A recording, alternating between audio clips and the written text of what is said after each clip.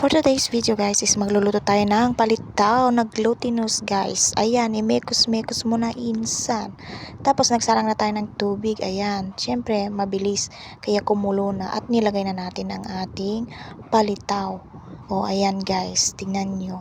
Agtatapaw dan mga antipeti, nagimas. And then, habang hinihintay natin yung ating palitaw, nagkisa na tayo ng ating karne, mga antipeti. O tingnan nyo, gisa-gisa. Tapos, syempre, habang hihintay natin yung ginisa natin na pangsahog sa ating ulam, agmerinda tayo pumutante na bibising kamin.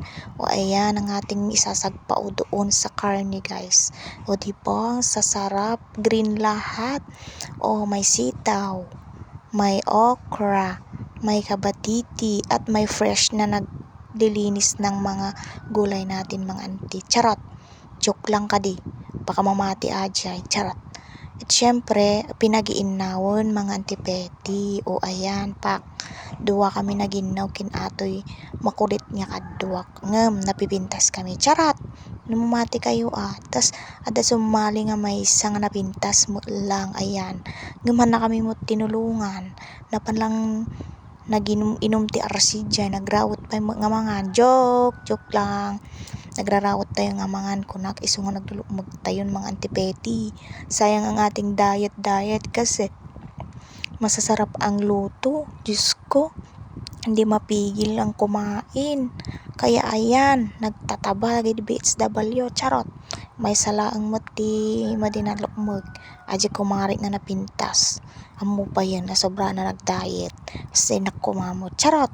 Joke lang mga antipeti, baka mamati kayo. Ayan, paspasan tayo di agin na. Tad dapat papanan tayo.